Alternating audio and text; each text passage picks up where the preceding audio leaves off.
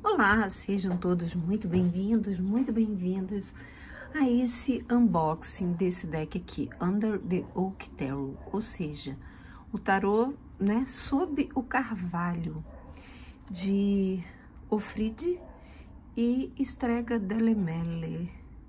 Engraçado, Strega delle Mele, a bruxa das maçãs, e Ofrid, tipo, oferecer, né, em italiano.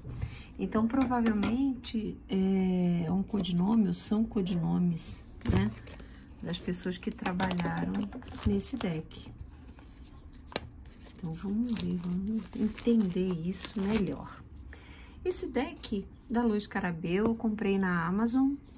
Eu não tô com saquinho porque vieram outros decks, então eu despachei o saquinho. Desculpa, engasguei. E é um deck que esteve caro, depois barateou. Então, aqui, olha, o livrinho vem em inglês, italiano, espanhol e português. Tem uns detalhes aqui, olha, que não chega a ser envernizado, mas é cintilante. Tem um brilho aqui que na câmera não tá aparecendo. E é um deck muitíssimo interessante, foge do comum. É a história de uma menininha cega que não percebe, deixa eu ajeitar essa câmera, não percebe as coisas pelos olhos físicos, mas por todos os sentidos, né? Então é bem bacana. Olha só, ela tá com os olhos vendados, né? Representando a nossa própria jornada. Quando caímos, né, nos processos reencarnatórios, em que não temos a consciência plena de tudo que a gente está vivendo, mas os nossos sentidos nos guiam, até que nós possamos despertar a consciência para o que realmente somos, para a nossa porção centelha divina, imortal, e tirarmos as vendas, né, dos olhos. Então, a arte é de Ofrid e o texto é de Strega delle Mele, ou seja, a bruxa das maçãs. Foi publicado em janeiro de 2024, aqui as línguas, né? Aqui sobre o tarô, então é um deck único em que o reino dos sonhos e a arte se tornam realidade. Conforme nós embarcamos nessa jornada, aquele que busca, né, acompanha ânima, uma criança visualmente com problemas visuais, né, através de um conto de fadas mágico numa ilha com uma vegetação rica, verde, florescente. Essa paisagem mística é dominada por uma árvore de carvalho magistral e habitada por seres ou criaturas, deuses míticos e misteriosos. Como ânima, engraçado, né, fazer esse trocadilho, nós estamos sendo apresentados a oportunidade de desenvolver um segundo sentido, né, ou quem sabe o sexto, através do nosso próprio caminho, ganhando profundos insights em nós mesmos e desbloqueando o nosso potencial interno.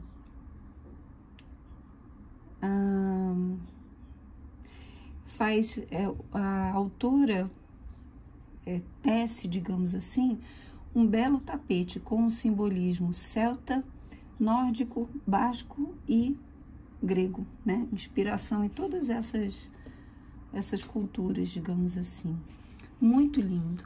Lendo as cartas, as tiragens, método das 4 cartas, das 7 cartas, o método sob o carvalho, né? Uma jornada da alma para, né, a alma. Aqui um parágrafo, né, explicando os arcanos maiores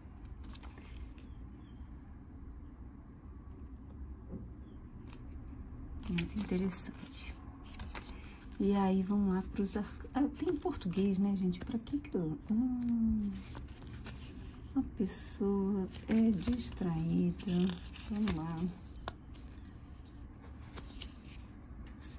Bom, aqui tem um pedacinho menor, né? Não explica diretamente tudo que tá explicando lá em português. Geralmente é assim, né? Eles colocam em inglês uma explicação maior e nas outras línguas uma explicação menor. O método de lançamento, aí a gente vê que só tem aqui a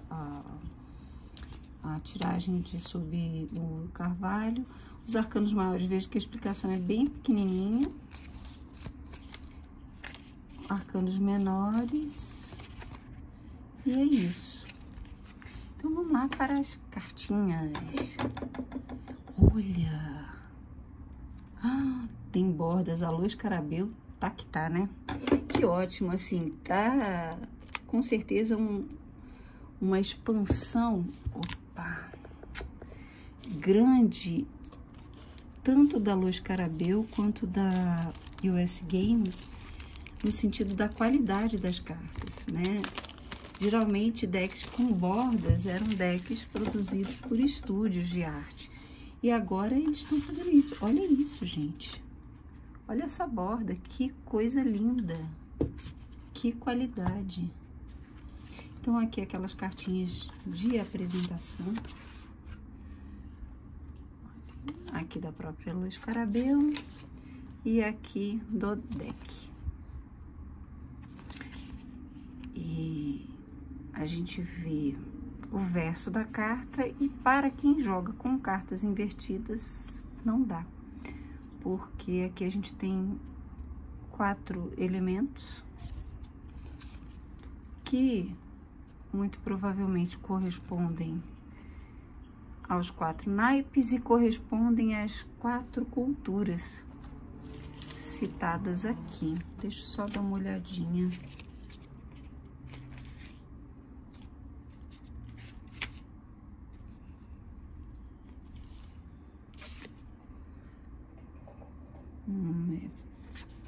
Céltica, nórdica, básica e grega. Bom, vamos lá. O louco, ou a menininha, a ânima, né? Mergulhando, a arte é muito bonita. Olha que interessante, né? Ela carrega uma flor branca, pureza nas mãos.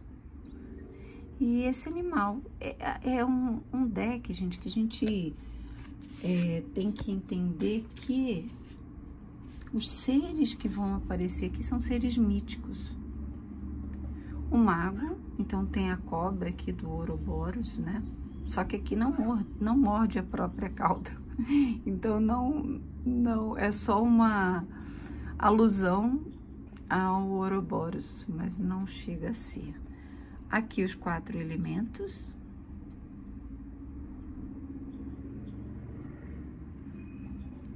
Olha que lindo, o carvalho, né? Olha os olhos lá dentro, ou seja, os seres que se escondem, que habitam esse carvalho. A alta sacerdotisa, olha que interessante, que lindo. As árvores aqui. Gente, não reparem minhas unhas, mas eu vou a manicure. Hoje é quinta-feira, dia 28 de agosto. Minhas unhas estão um horror, mas eu vou amanhã a manicure, então vai ficar assim mesmo. A lua aqui nesse laguinho, né? Que arte linda. Ah, eu não falei da textura. A textura, eu tenho percebido que alguns decks da Luz Carabeu, atualmente, elas vêm com essa textura áspera. Olha, faz barulho, as cartas fazem barulho.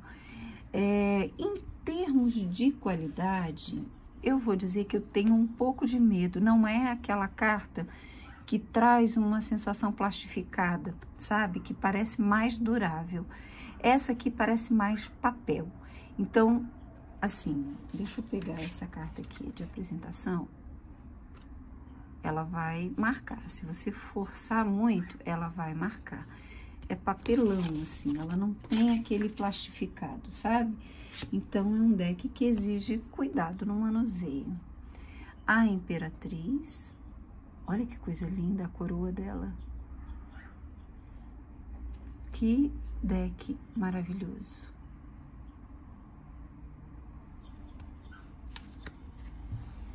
O Imperador, aqui como um Green Man, talvez, né?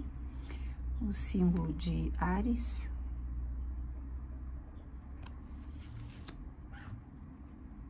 O Hierofante. Gente, olha isso. Aqui, obviamente, baseado na cultura celta, mas esse trono vazio me dá a ideia de que a nossa fonte de conhecimento não necessariamente está nas regras ou nas normas do mundo, apesar de ter o seu valor, né? Mas dentro de nós, dentro de uma conexão que é invisível aos olhos. Que coisa linda, né? Eu esqueci o significado desse alce branco na cultura celta, mas ele tem um significado. No deck The Forest of Enchantment Tarot, o louco abre, se eu não me engano, com esse alce branco.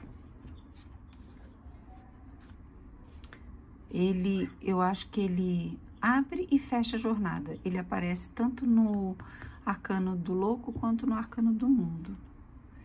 Os enamorados, então ela passa por um portal. Olha que interessante. Que lindo.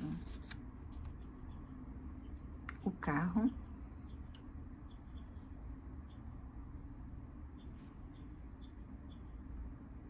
Olha aqui,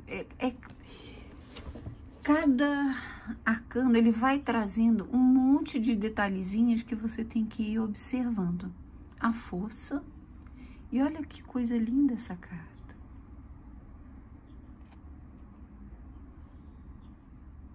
Como é belo o domínio dos nossos instintos mais agressivos. Forma uma lemniscata aqui com a cauda. Muito profundo esse deck. O eremita.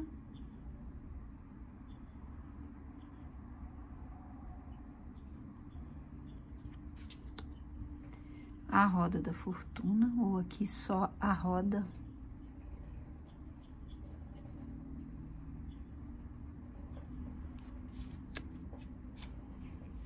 A justiça. Olha que interessante.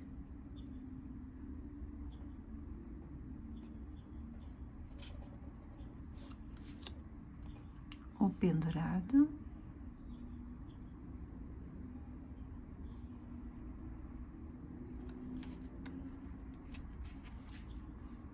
A morte.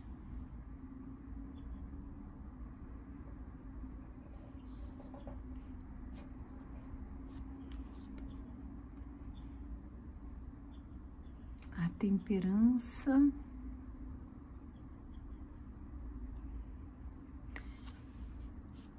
Engraçado, né? Como os olhos nas asas,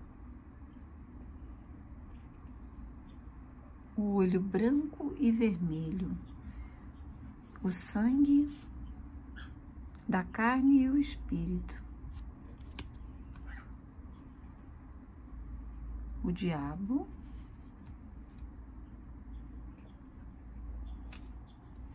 aqui uma runa nórdica,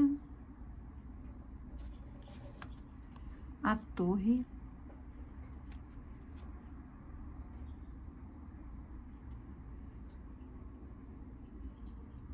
lembra Avatar essa carta. Nossa, eu acho que é o filme que eu mais amo na vida. A estrela. E aqui a presença. Talvez a presença dela e a presença do espírito dela, do eu superior.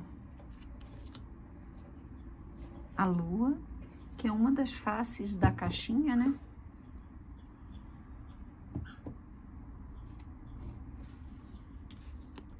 o Sol.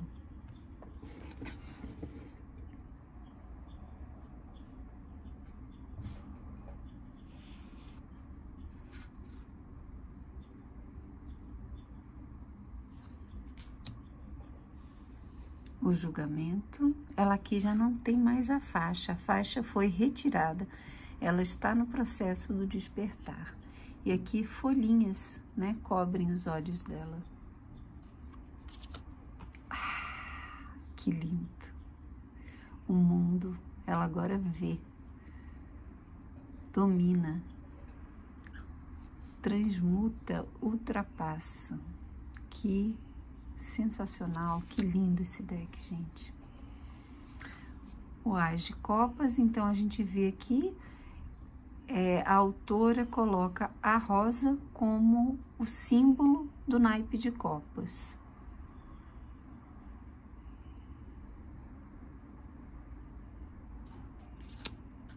O 2 de copas. O 3. Nossa, olha que cores maravilhosas. O 4 de copas. E as referências vão se mesclando, né? Aquelas culturas. Em todos os... Pelo que eu tô entendendo aqui. Em todos os naipes tem um pouquinho, nos arcanos maiores também. O 5 de copas, deixa eu ver. Vamos ver aqui se tem... Nos arcanos menores, se fala se cada naipe é linkado com o elemento água. Sim, então é assim. O naipe de copas é linkado à cultura ou à mitologia grega. O naipe de ouros é conectado e tem como símbolo os cristais.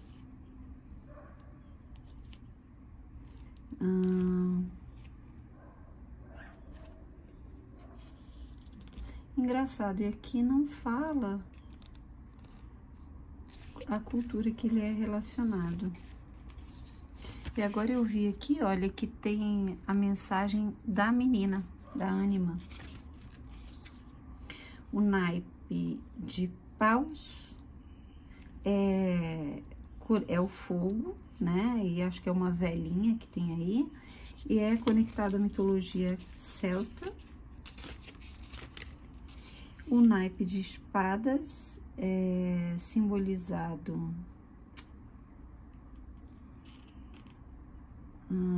pelas runas e conectado com as divindades nórdicas.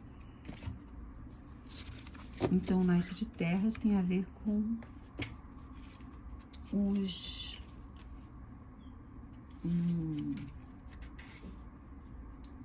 bascos.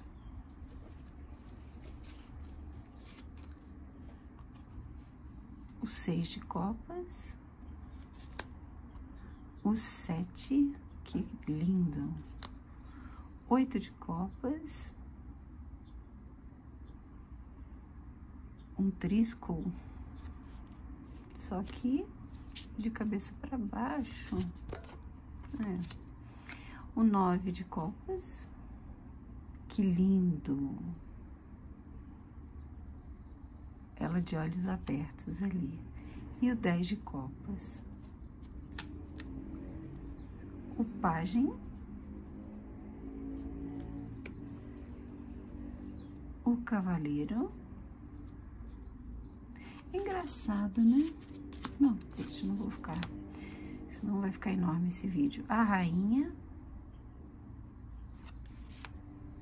E o rei. E aí, vamos para o naipe de ouros. Simbolizado pelos cristais. Aqui. O 2.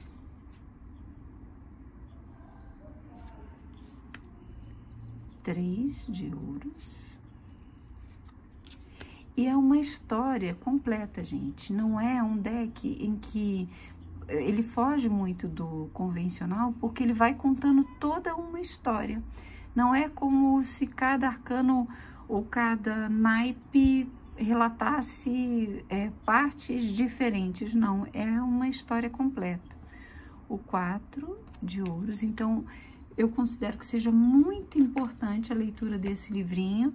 E considero que talvez Lois Carabel devesse fazer uma edição grande com um livro mais completo, né? Quem sou eu na fila do pão para achar qualquer coisa, mas enfim, eu acho que seria bem legal. A gente teria uma visão bem mais profunda, talvez. O 9 de ouros. O 10. Deixa eu ver, por exemplo, vamos ver aqui o 10 de ouros. Eu vou ver em português, mas eu vou dar uma olhadinha lá.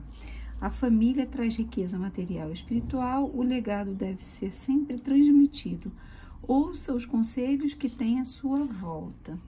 E aí eu vou lá em inglês porque é mais completinho, né?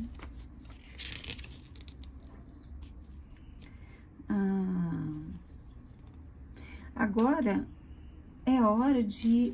Gente, é tão diferente, engraçado.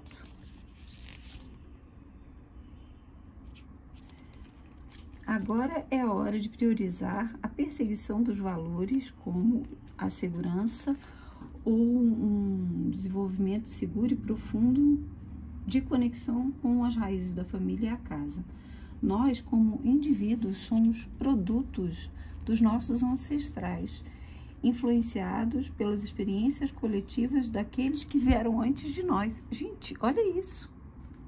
Similar às deidades guardiãs da nossa casa, nós estamos salvaguardados, digamos assim, pelo poder do túmulo, do útero, aliás, do útero, que nos criou e nos deu o precioso dom da vida. Somente com a força de quem nós somos, nós podemos olhar em frente para o amanhã com confiança e fé. E aí, lá em português só tem essa mensagem da Ânima aqui. A família traz segurança material, espiritual, tá. Então, em inglês é bem mais completo o entendimento, né? Como eu já havia dito, né? O pajem de ouros, cavaleiro, o touro, né? Crowley definiu uma classificação muito interessante, colocando os arcanos da corte a partir dos cavaleiros, não considerou os pajens, a partir dos cavaleiros, ele foi definindo, colocando cada arcano entre signos. Então, o Cavaleiro de Ouros, eu tô falando sempre ele aqui, por quê? Porque eu vou dar uma aula, hoje eu vou gravar uma aula para o clube de membros. Se você quer fazer parte do nosso clube de membros, é R$ 7,99, eu acho que é isso. E que você paga por mês, você pode cancelar a hora que você quiser. E eu vou começar lá uma série de aulas sobre os arcanos da corte. E eu vou inaugurar com o Cavaleiro de Ouros. A primeira aula eu vou liberar para o público. E aí você vê se você gosta ou não, faz parte do nosso clube de membros, tá bom? Mas aí Crowley define, e o Cavaleiro de Ouros, ele está entre o signo de Áries e o signo de Touro. Então, tem a vontade do ariano, mas tem a estabilidade, a lentidão, o perfeccionismo do taurino. E aí, por isso é um cavaleiro lento, né? Mas é sistemático. E aqui ela traz esse simbolismo do touro. A rainha e o rei. O naipe de paus, então a chama, né? A vela. O 2.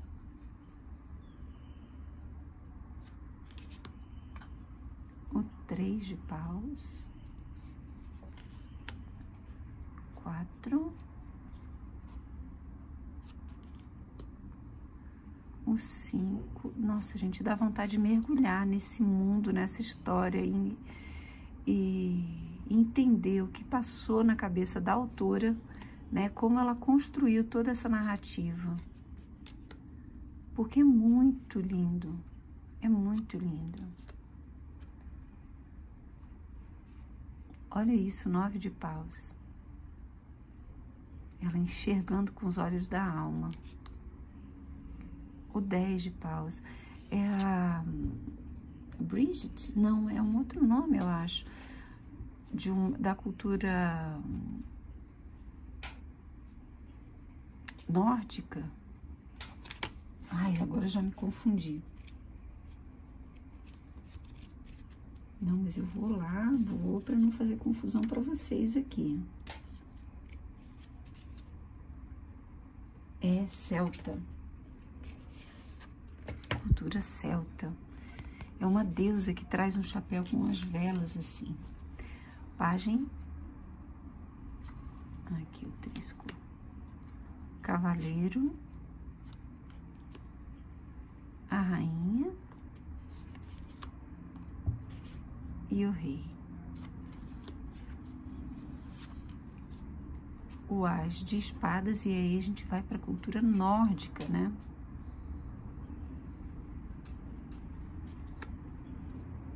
O 2. O 3. 4 de espadas. As runas. 5 de espadas. O 6. 7. Bem no inverno, né? O frio que caracteriza essas regiões. 8 de espadas. O 9. Olha ela retirando a venda dos olhos. E o 10.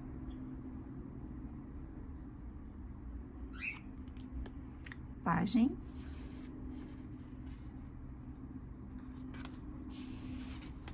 Olha que interessante.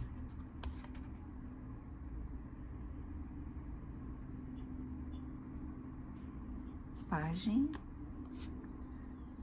Cavaleiro. A rainha e o rei. O que será que significam essas pedras, né? Na cultura nórdica. Vamos lá ver como embaralha. Embaralha super bem. Eu só não gosto muito dessa aspereza que faz esse barulhinho. Olha, espalha super bem. Então, vamos tirar uma carta aqui para nós. Olha o 10 de espadas. Vamos ver o que fala aqui. O entendimento do futuro está nas nossas mãos. O oráculo, ou os oráculos, são nossos. Você pode sentir como as forças estão nos abandonando. E nós seguramos a verdade. Desistir não é uma opção. Como poderia ser, ao invés disso, poderia ser uma punição. Em cada colapso tem uma chance de renovação. E dentro de cada ruína reside a promessa do futuro. Paredes massivas, duras, pode estar diante de nós, mas a falência não é uma opção. É crucial reagir. A dor serve como chave de transformação para a nossa alma.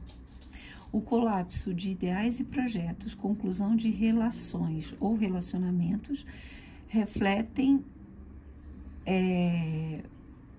perdas dolorosas. É um momento de pausa e liberação, desapego. Muito interessante.